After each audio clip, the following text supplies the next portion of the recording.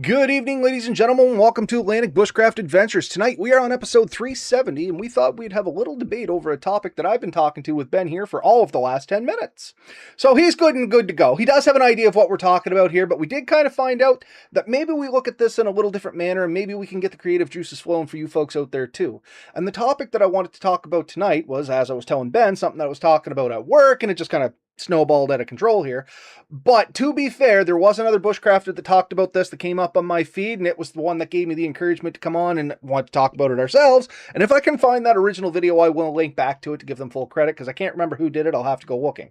But in any case, what I wanted to talk about was the practice that some folks do, and maybe it's a little more common in the rural areas, I would assume, than, just on the outlier of cities and stuff, because most of us rural kids are the ones that were doing this, at least in my day. We used to build little dams and weirs to kind of raise the water level of certain watering holes so that we could go swimming in it, or potentially make it deeper for fish, or whatever our reasons happened to be at the time and why we wanted to raise this up. So since then, in my life, I have taken like waterway management courses and stuff when I used to work with natural resources, and learned kind of the cause and effect of some of these things. And I thought maybe it might be a fun topic to kind of do a little educating here tonight. Regardless of which side of this coin you sit on, I'm not going to be a lawyer or your mom and sit here and tell you, yes, no, do this, don't do that. That's not the idea. Just have a little talk, get the thought process flowing, maybe a few stats, maybe get you thinking about how to do things a little bit more safer. Does that make sense, Ben? Yeah, sure. I mean, there's a lot to this subject, and I don't think it's black and white, but I think there's definitely some arguments and some things to consider with it. So, yeah, that's where we'll go with this. Yeah. So, I mean, let's roll right into it and talk about why do you do it? Because you've said you have done this in the past, and I will admit I've done it in the past as a kid too, but... So I will start. Growing up, we had a cabin right on a river. It was a very rocky river. I call it a river, and that's very generous to a stream or a brook, I guess would be a better term for it. So it wasn't very wide, maybe 20, 30 feet across at its widest points. And we grew up on this thing. I've walked one end of that stream to the next. I've seen, the branches that happen when it floods. I've seen everything that happens with it. And there is a few spots that are naturally deeper than others. And so I think most brooks and streams and rivers have that. Like there's varying heights. So when we found a spot that was slightly deeper than others, it was not uncommon for us to pile a few rocks near the downstream section of the deep spot, just to make that deep spot 4 or 5 inches deeper, which made it a little bit more easy to submerge yourself, to go swimming in. And it was a place for us to cool down. It was also a place I'd often fish, because the deeper water the fish would tend to like it. I think it was allowed the water to be a little cooler in those spots, and it offered some advantages. Also, it tended to produce, in my opinion, some shelter for smaller fish, because there's the piles of rock. Because this isn't poured concrete. This is not like I don't have sand. I can't form something perfect. It slowed the water down, but water still could get through. So fish tended to live amongst the rocks. It created new shelters. For us, it seemed like an ideal thing. There was 2 or 3 spots on that particular river. We've done it. I've done it in other spots. And there's other things we've done. Oftentimes we didn't dam off the whole river, but just a section of it. So if you had like one side was deep, we might block off that one side. So fish would still be able to go around and actually come back into this deep section. So we had a place called the Big Rock. And a big rock sat in the middle of the river, hence the name, and we dammed one side but not the other, so fish could go around it if they wanted. And I mean, you made a lot of key points there from some of the things that I was going to talk about, so let's just roll off some of them. Okay, So some of the things that I liked that you said, coming from the devil's advocate side of this, is one, you were using a lot of the natural materials that are still there and leaving it porous so water can still pass through. We'll talk about this a little later, but even at that, sometimes, sediment can build up and create better foundations. But like I said, we'll talk about that later. The other thing that I really liked you said was it a sectional. You're still leaving a section of that opening. That way, at least wildlife and stuff can be transported and go through and go around it, much like you were saying, which adds a lot of good to that. There's a good and bad to that as well. And like I said, I'm going to play devil's advocate on that, but we'll talk about it as we come up. One of the things you did say that I was going to play the other side on was you said you thought the water was cooler. It usually goes the other way. Statistically, as you slow water down, it collects a little bit more, gathers heat a little further, it actually warms up. Fish tend to be a little more livelier there. The downside is if you get it too warm, it starts bringing the oxygen levels down, you can cause, ecosystem collapse. Oh, But I don't think we're talking massive dams in this instance. You know what I mean? We're not changing hectares of water here. I think in the scope of our topic here tonight, we're literally talking like, streams, creeks, very small rivers. If you want to go into like building dams on massive waterways, that's a whole other topic for somebody that's way more educated than I am, to be completely honest with you. Let's see what we have over here from the comments, because I do see them lighting up. Just a few of the gents joining us here tonight saying hi. So we got our M Shoots, Andrew and Eric. I've recently moved from Central Florida back to Southern West Virginia, and I have never blocked water from flowing naturally because I have seen how angry people get with beavers around here. Beavers are a prime example. When they build a dam, they try to build it to be basically impenetrable. They want the water to be dammed, non-moving, building as high as they can. And I've run into this problem on my own property that we have talked about, the new one that I had purchased in the previous in the past. There has been an issue with a beaver there. It came across the road, under the road, came through a tunnel, started creating multi-dams on my property, and I went from having this tiny little pond in the back corner to basically my property flooded up past where the old homestead used to be. And it drastically changed things there. But once again, more of that to come. But yeah, some of the great things that you said there, Ben, is not cutting it off completely. And I guess if people are dead set on doing this, that is one of the good things. Try to keep some of the natural waterway moving.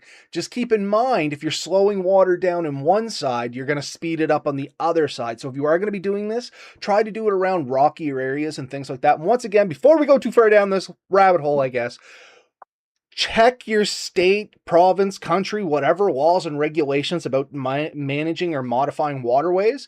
The majority of places are going to frown upon it without proper permits, ownership, and a few other things. And in the scope of this video, we are not telling anybody to go out there and do any of these things. We are talking about it simply as a topic of discussion and debate.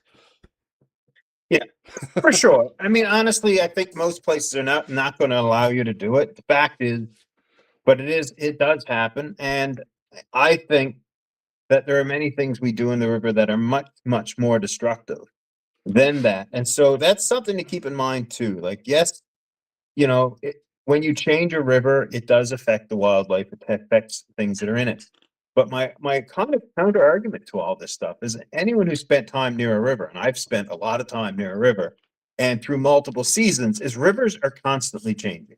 Whether we change it, or the natural environment change it, or beavers change it, or ice flows change it, where they move rocks, they create small dams and bridges, and they create deep spots, and they make deep spots go. My favorite swimming hole used to be probably about 8 foot deep. One year, an ice flow brought down a large boulder, dropped right in the middle. That deep spot just disappeared. There's a waterfall that used to come down onto it.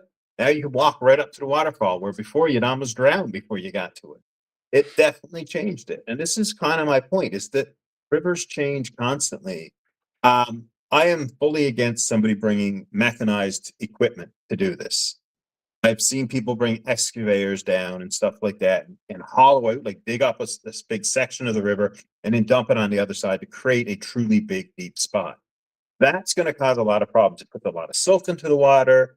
It puts oils and greases and stuff in the water that doesn't need to be in there. And it also does make it very impenetrable. But honestly, I'm going to be very serious about this. If you're just dragging a few rocks across, it is really hard to make it impenetrable.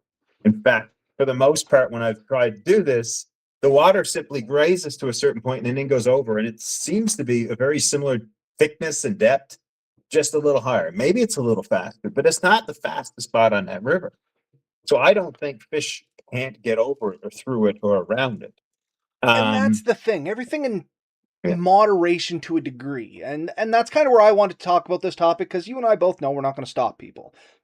Some people fully endorse it. I'm not here to change anybody's opinion. I'm here to give you things to think about. So if you do this activity, have the considerations in mind and maybe take some preventative measures.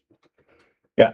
I mean, I'm not creating a 4-foot waterfall on the other side of this thing. I am creating a 3 to 5 inch, you know, Yeah.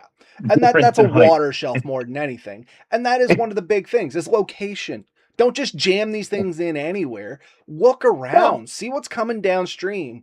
Or sorry, see what's coming from upstream, see what's going to happen downstream. Where's the curves? Where's the turns? Where's the natural holes? Where's the natural dips? These are all things with a little bit of time, patience, and a keen eye. You can kind of look, and if you are going to do something like this, you can kind of find the spot where it's going to cause the least amount of damage. And so one trick that you can do, and I have done this, and it's not hard, is to leave a couple of larger openings and then have a rock or a stick or something you can stick in it while you're there that'll naturally bring the river up for a few minutes. And then when you leave, to let it go, and it turns the river back to more or less the way it was. Uh, And these practices here, though a lot more complicated, it's being an honorable criminal. yeah, You know what I mean? I don't want to say it that way, but it's the best thing you can do because, like Ben said, you're changing these things back to the way they were before you interfere with them. Chances are, modifying that waterway for a couple hours while you're swimming, probably not going to have lasting effects. Now, if you build a 4-foot dam in there and you're like, yeah, that's now a permanent structure, and as it comes up, I'm going to keep building this higher.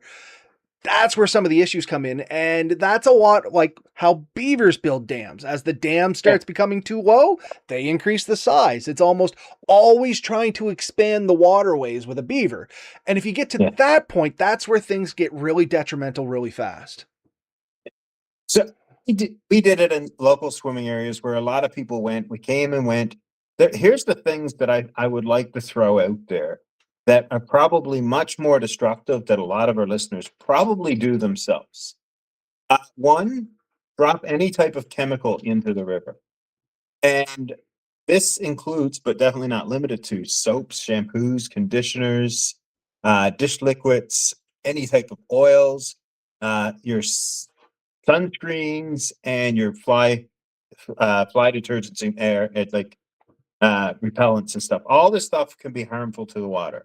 Other things, driving across a river in your ATV, your truck, your dirt bike, and things like that. This creates a lot of silt and stuff that can actually suffocate your fish. It can cause permanent damage to the bottom of the river. That's more so than what you could with other means. These are things that happen very commonly. I've often seen people drive across a river, and I've done it myself in spots, but it is not great for the river, right? No, it Like, is not. And that's the thing. Ultimately, not touching the river is the best way to leave it be, but realistically, we are going to work with it a little bit. You know what I mean? We're already walking through these rivers. As Ben said, a lot of the stuff's making it in. The worst thing that I see, and I know you've seen this probably too, Ben, people go camping, they bring their shampoo and soap and take a bath in the water. You know what I mean? You want to know yeah. what kills a lot of fish real fast? Soap. Breaks down the water tension, makes it hard to transfer oxygen into their gills. You can literally drown fish. All you need is a little soap. And also, like, there's protective films over fish and stuff. Like when you take it out of the water, got that sliminess to it sometimes right away. That helps protect them from things. And soaps and stuff can strip that off really quickly. Makes them much more susceptible to things. There's like, you think about it, if you have a fish tank, you wouldn't drop a couple of drops of dish liquid in with your fish. It's not going to help them. Not again, I wouldn't. Wow. So these are things to keep in mind. So there's a lot of stuff. Humans have been changing rivers and streams and redirecting them for years. Well, recently, Um, little interesting fact, they figured that's how they did built the pyramids. They redirected the river to move the blocks. There was a special just done on it. What did they do? yeah, They found some tablets, buried some. I'll send you the link. It's pretty cool, man. It's pretty yeah. cool if you're into that I, stuff. I've I've seen something similar. I would be interested in that. But yeah, actually, like the areas in Egypt that at one point were some of the most fertile areas known to man. And they had been redirecting the Nile for years to gain this. They think too the Amazon is very similar.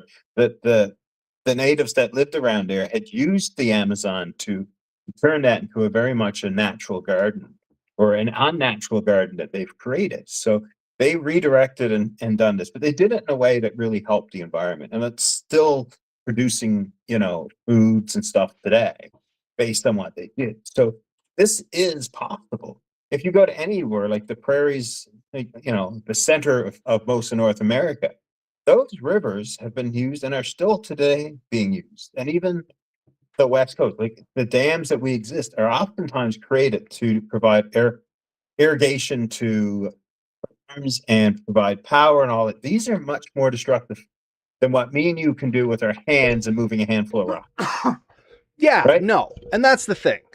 Like I said at the start, everything in moderation, right? So, Yeah. and that's what you got to kind of temper all this with is how far are you going to go down the rabbit hole? One last comment here from RM Shoots. I never heard of this practice anyway. None of the waterways around here clear enough to swim in unless you like amoebas.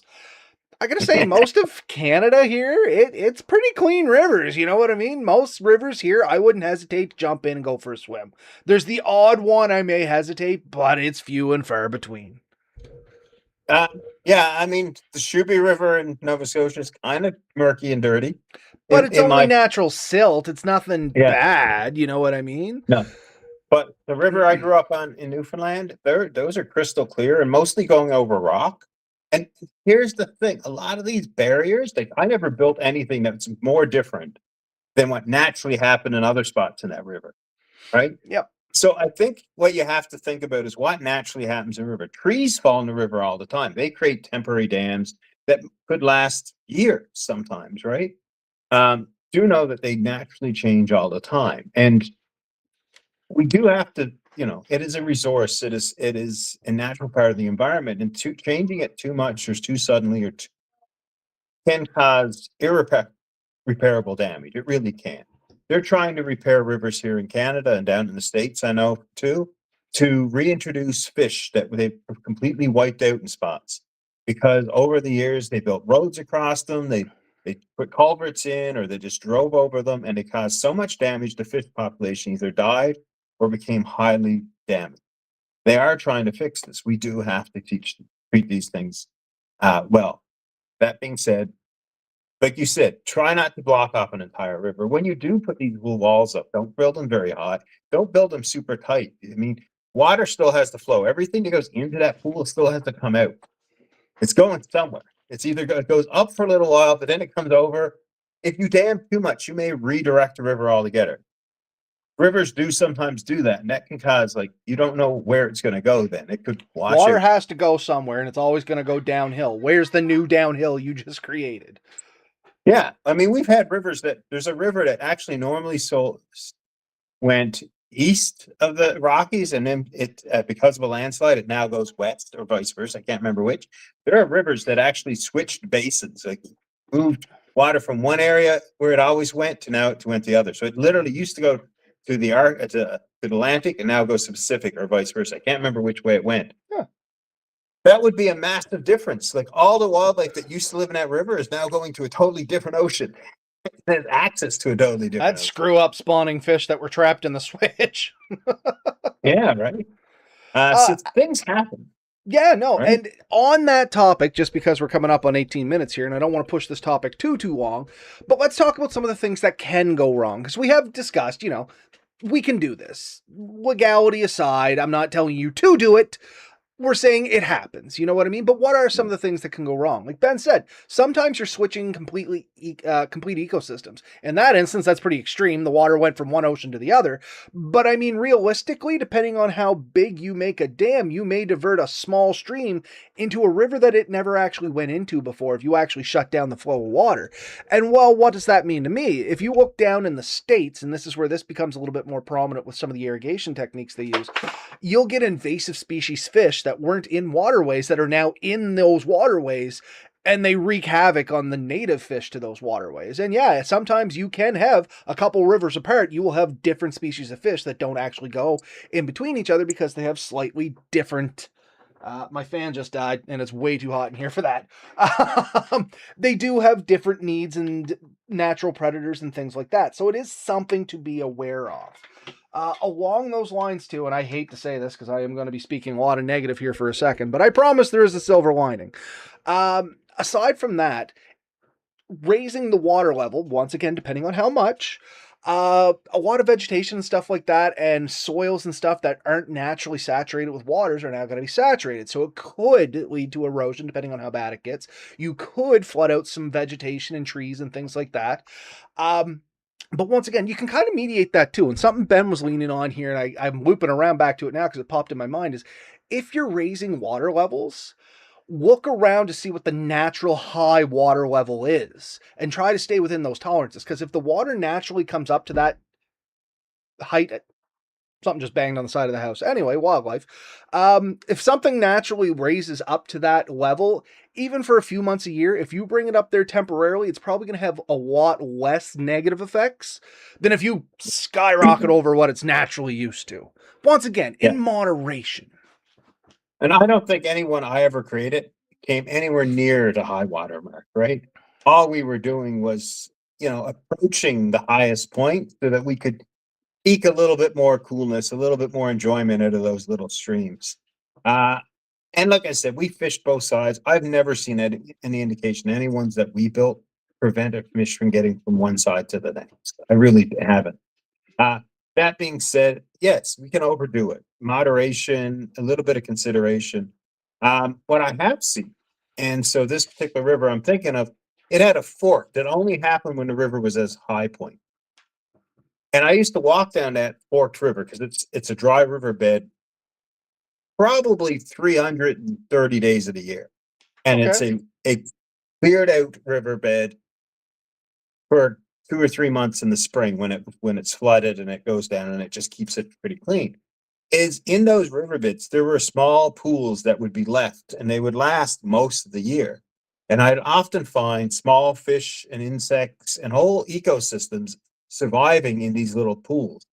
And I know that most times these fish would die out because they would dry up or birds and stuff would come and consume them and they would never have a chance to reproduce or go further. So, but this is something that happened naturally. I've even seen spots where when lakes would go down because it was a dammed lake that it went into, that the same thing happened. There was pools and ponds that were created at its high point. As soon as it started to lower, they were separated. By the end of the spring, or by the end of the summer, some of the pools went from being maybe a couple of acres in size to probably a few feet in surface area. You know what I mean? Like maybe 100 square feet at best. Once again, I've seen this a lot down in the States where they use regular flooding to clear fields and stuff. They'll flood this stuff out, sits for so long, especially for duck hunting for whatever reason. Then they'll drain it off and all these fish are left over. You know what I mean? Most times they'll pass it off because they're usually invasive species and things like that, and they'll sort out the good ones. And I'm not getting into that, but it is still something that can happen. While we're talking about affecting species, potentially damming up water, depending on how long you leave that there, it can collect some silt. And this is what I was talking about at the start. And it may, pack that down and make a better barrier, which better to the point, but more realistic. The point that I want to get to is that silt, if the water is significantly calmer, can back travel through and you actually change the riverbed floor a little bit. Now we're talking about the extreme side of this. You know what I mean? Now we're getting into you made a pretty big dam and you're leaving it up all the time. But if it just happened to be around like a spawning area, a lot of fish, salmon, things like that, they want sandier, looser soils. And if you fill it up with silt, it suffocates the eggs and it makes it an area where they don't necessarily want to spawn. And I mean, I've seen this in streams and stuff as small as 10, 15 feet wide with raising the water only 8 to 9 inches. Yeah. But keep in mind, the dam had been there for years. You know what I mean? So once again, moderation to alleviate some of that, like Ben was saying, maybe make it so you can open that up or take the dam down when you're done so that the waterway continues and all that natural stuff goes down. And I mean, a lot of nutrients and stuff like that, if you want to get really far on the devil's advocate side of this, could potentially be lost downstream and all that good stuff. But once again, for the scope of what we're talking about, probably not such a big deal. But even on the scope we're talking about, if it's a permanent structure, it could have that backing up effect over the course of a year or two. Just something to be aware of. Maybe keep an eye on it. So here's a thought, though. The river I'm thinking of, and someday I'll take you there because I think you'll love it. There are some natural waterfalls along that river, and fish make it past these waterfalls, some of which are 6 and 7 feet high. Well, you've seen the waterfalls I took you to, and somehow fish still get to the top end of that one. So, you know what I mean? Nature does tend to find a way. And this is kind of my point with it. Fish are surprisingly resilient. They'll get around and through way more than you would expect them to. That being said, you don't want to intentionally hinder them. So if you figure that you can build something tight enough that a fish can't get through it, you've built it way too hard, way too thick, way too much. And that is wrong. No doubt about it. And But that's the thing, moderation. Once again, playing devil's advocate, fish are resilient, fry are idiots. Keep that in mind. It's not the fish we're worried about, it's the little fish. remember, one fish can lay thousands of eggs. Yeah. And it is a Right? numbers game. But keep in mind, if you drastically change one area, and once again, folks, we're just bouncing things back and forth. We're not arguing first and foremost. But the other side of this is, depending on how big that area is, if you're spawning thousands of eggs and you have hundreds of fish coming back, if they're no longer laying those thousands of eggs by hundreds of fish, you have now lost hundreds of thousands of fry. No, But once again, you know what I mean? It's moderation. How far and how big a scope do you want to go on this? For us, I don't think we're hopefully not dealing with those numbers, but it's still something to be aware of if you see somebody erecting maybe a more watertight one than they should, or one that's been up for multiple years and you're starting to notice the area around it is changing slightly. Like I was telling Ben before I came on, one of the things we used to do at Natural Resources is we would investigate waterways, and like I was telling him, the two biggest things that came back to waterway disturbances, at least in the area I was in, was, well, all comes down to one, it's dams, but usually beaver dams being number one, and then man-made dams being kind of a distant second. And then you have natural dams and stuff like that, but generally they don't seal up as tight as beaver dams, which they're trying to basically make them like cement, and depending on the people are trying to do the same thing. yeah. I see the point. Like, and I Googled this just to see, like, what does the internet say? And they definitely say, like, it's a no-go, don't do it. It damages fish. It does this, it does that. And my counter to this really is I think we do much, much worse for much, much less reasons. Businesses have no trouble putting up entire, bridges and stuff over it. They pour concrete into it to build roads. Farms and stuff can divert large amounts of rivers. Right? They divert for irrigation, like you were saying. Right. And then just, the ATV and off-road community. And I'm a part of these communities. Don't get me wrong. I'm not dissing them. But oftentimes I've seen people run their machines right up into the river. I see them spinning tires, acting the fool out there. And they are putting chemicals in the water. And the argument they make is, oh, that one little trip didn't really hurt nothing. And you know what? It probably didn't. But it's all cumulative. Yeah, the 400 people that follow you behind, they have an effect too, right? Like when you add it all up, it can permanently damage and scar that section of the water, and it can put a lot of stuff up. And especially if that happens to be, because fish like nice broad areas they like a lot of times the same place you do for fording the river. You know what I mean? Like, yep. That's the irony of it. And so if that was the spawning ground before, you've crossed it with your truck 4 or 5 times. You already destroyed it. You've done a lot of damage. And if other people are following you, that can be a case too. So like a bridge is better, but the act of opening a bridge or creating the bridge can do a lot of damage. Well, now you got to get machines in to build on either side. And I've been on the forestry side of this where we've had to put bridges in to cross waterways. Yeah. And even though it looks real nice and fancy on TV, I can tell you right now, a lot of stuff ends up in that water. As nice as you try to be and as safe as you try to be and as diligent as you try to be, it's still like not just hydraulic fluid and stuff like that, which there's always a chance that you may blow a line. Like hydraulic lines blow. They don't just, it's not like, yes, they can get hit and break, but the beauty of hydraulics is you could just be using it and it decides to pop off and it's just spraying hydraulics everywhere. But yeah, aside from the chemical interference, there's always water runoff. Like you start modifying the sides, it rains heavy, all that silt runs straight back down into the waterways. Yes, you put straw up. Yes, you put hay up. Yes, you try to make all these erosion tactics. The reality is you don't catch it all. Or at least I've never seen it. And I've seen it done for some real reputable companies that do really good jobs. And I'm not dissing them. But you can't catch it all. Right. And I'm not saying that, people that do this are doing it to harm anything or negative. Because again, like we are part of these communities. We are in off-roading communities. We do own ATVs and dirt bikes and stuff like this, or have at various times in our life, anyways. And I don't want anyone leaving this and saying, well, Ben said this is wrong and I should throw all this stuff in the garbage. What I want you to do is think about it before you do it. Same thing with damming off a section of river so you can go swimming or crossing. Do I need to do this? Is there a better way? How can I minimize the impact? What And is there going are to be the tricks. impact? And what is going to be the impact? And know too that if you get caught doing any of this stuff, potentially there is fines. They could confiscate your car. They could take your ATV. They could give you a multi. Little story time. I know we're at the 30 minutes, but Yeah. I worked for Natural Resources, and everybody knows that. I don't mind that. I called them way back when I originally started planning to buy this property. This is back when I told you, Ben, before I ever mentioned it on the podcast. That was a couple years ago. Yeah. And I was like, there's a beaver dam here. I want to tear it down. What's going to happen if I go in and literally just take the excavator and rip it apart? Well, you want to see somebody come completely unhinged in a big way. Yeah.